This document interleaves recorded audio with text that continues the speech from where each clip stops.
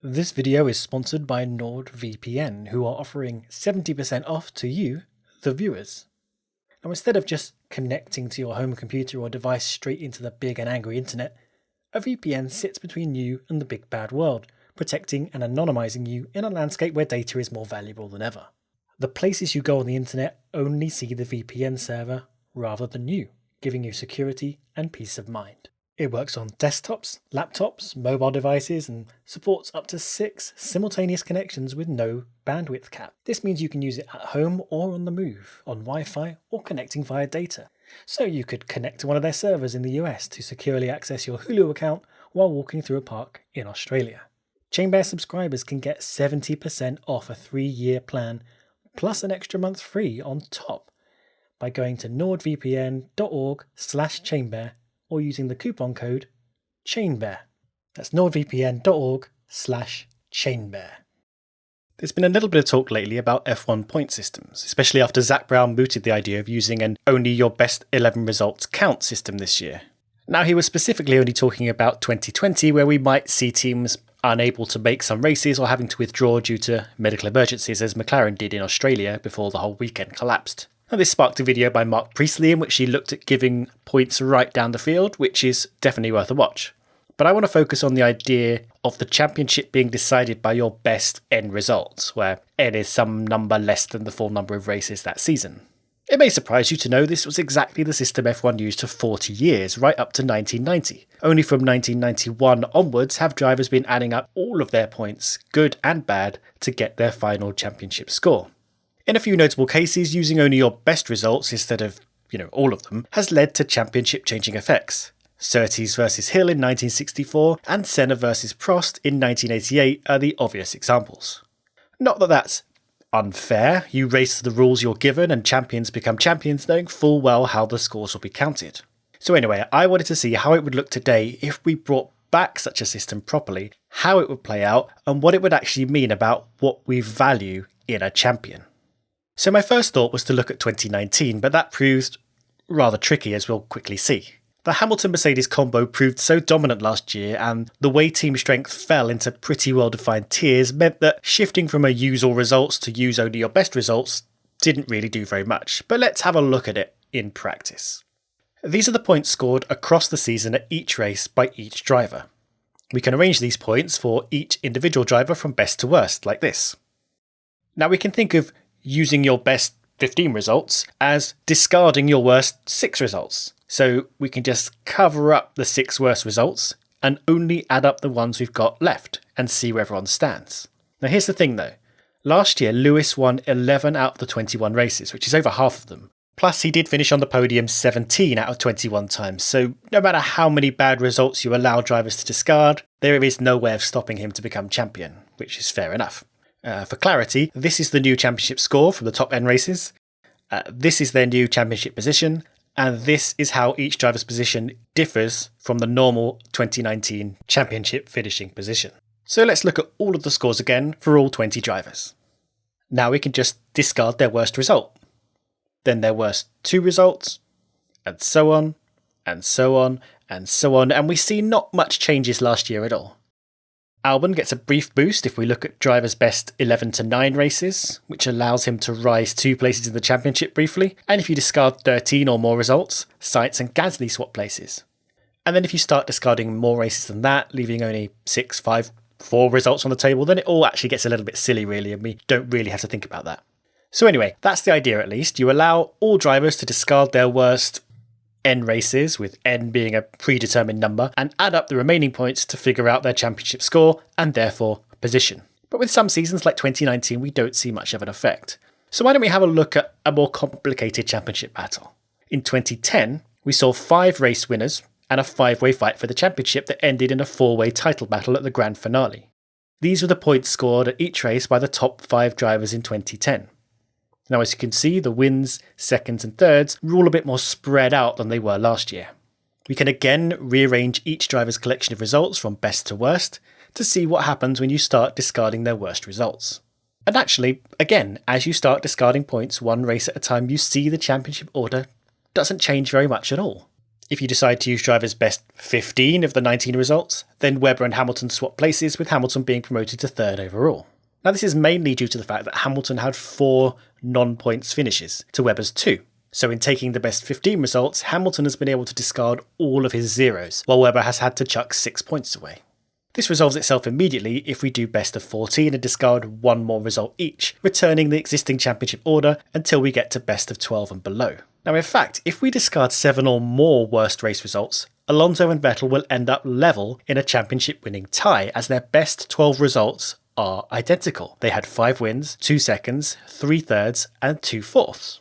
So taking drivers' best results probably won't have a massive effect on the championship, though it might make working out what's going on quite difficult when you're trying to understand the championship ramifications mid-race. If we were doing a best 15, for example, you need to know in your head the 15th best result of the drivers you're interested in and whether they're doing well enough in this race to score well enough to get into their personal top 15 and change their score. It also removes the idea of capitalising on a chaotic race. I showed in the last video how Sebastian Vettel and Charles Leclerc both scored second places at different points last year. But Vettel's second in Germany was worth much more, as he scored many more points over his stumbling rivals than Leclerc did in a fairly normal Austrian race. Using the discard method of scoring a championship, both results will be worth exactly the same, and Vettel's rivals would probably end up throwing the German result in the bin to no penalty. Is this a good thing? Should all second places be worth the same, or should a second place where you kept your head where all others were losing theirs be worth relatively a bit more, where you fought through the rain and the chaos and kept it together? Another thing to note is that the championship points reach a ceiling, and the points graph will abruptly change once you reach the maximum number of races you can count. For example, if we did a best 13 races in 2019, the maximum number of points any driver can score is 13 times 26, 338 points. Once drivers complete race 13, they can only get closer and closer to the points ceiling by improving their best 13. So while the actual top 5 drivers' championship looked like this across the year, if we did a best 13 results, the graph would look like this, folding down towards their best possible result. And it is a lot trickier to work out immediately at which point drivers drop out of championship contention. Normally you just look at a driver's championship score at the end of a race, and then look at the difference between theirs and the championship leaders. And if that is less than the races remaining times the maximum score, which in this case 26, then they can still mathematically win the championship. But in this case, once you get past N races, let's stick with 13 in this case, a win isn't worth 26 points. A win is worth 26 points minus your 13th best score. So it could be worth just 15 points or 7 points depending on your current collection of results. So in the case of 2019, after round 13, if Hamilton wins the remaining 8 races with the fastest lap, that will be worth only 67 points to him. But if Leclerc wins all remaining 8 races with the fastest lap, that will be worth 140 points, as the wins are replacing worse results than they are for Hamilton. It's more complex. So let's move to the end of round 16 at Russia. Okay, so Hamilton has won 9 races and his best 13 score is 298 points to Bottas's 235. Now Bottas can potentially win the next 5 races, which would normally be a maximum of 130 extra points, enough to reach Hamilton's 298. But those 5 26-point races are going to replace 1 second place, 3 third places and a 4th. So actually, 5 more wins for Bottas is only worth 54 points, meaning his maximum score after Russia is just 289 points. So Bottas can't possibly win the championship. Hamilton has wrapped it up with 5 rounds to go. Now this seems pretty complicated, but it did work for 40 years, I guess. Okay, so I feel like we're losing a sense of this for all the numbers in place, so let's break it down a little bit. Let's create a fake scenario to look at what kind of driver a discard system favours. And that's the real question we want to ask whenever we talk about changing points. What kind of racing does this favour? What do we value? So let's create 4 different fake driver profiles and put them in a fictional 10-race season. Now our 4 drivers are the consistent, the improver, the wobbler, and the all or nothing. The consistent basically scores the same every time. No wins, but some middling good points and low podiums. They're picking up good points every time. The improver generally gets better with each race, but the important thing about them is they have a wide spread of results. The wobbler is pretty erratic. When everything's going well, they get some wins and podiums, but they have off weekends where they're picking up much smaller points. The all or nothing either wins or fails to score at all. They'll risk everything to come first or throw it off the track in pursuit of glory. Now, as you can see over the whole championship, each of these drivers scores identical points. But as before, we can rearrange their scores from best to worst like this. And as we start discarding their worst results, a clear ranking appears among them. The consistent driver is the most disadvantaged by the discard system. They've actually been doing well all year, racking up decent points, but by being the only driver with no wins, you might think it's pretty fair they come last of this 4. Second worst off is the improver, who has this even spread of results, including a win, but their best results were a bit better than consistent's best, and their worst results were a bit worse, so they were able to discard a smaller collection of points. The wobbler was able to do a bit better still, as their collection of points was further skewed to one end, so they could chop off relatively few points. And the all or nothing racer did the best of all, as they can discard a full 5 races worth of results without losing any points at all. And this kind of looks pretty cool, rewarding drivers who go for the win at the risk of losing it all. But bear in mind, drivers would still have to be consistent across the season to keep their results plump with points, and ask yourself this: is it really risking it all for a win if you know you can just discard the result if you crash out?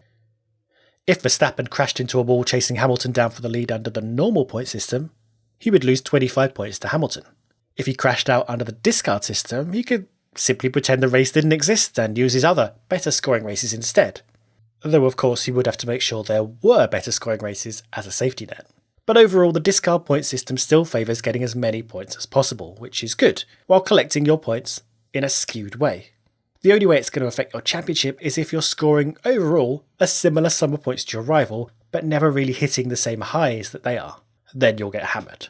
So the discard system wants you to aim big, score as many wins as possible, or, if you're in a midfield team, grab the maximum number of points each race that you can. Don't settle for 5th if you think you can get 4th. And this is good. Is it good enough to bother changing back to the system for normal seasons and deal with its complications and limitations? In my opinion, no. In your opinion? Well, you'll have to let me know.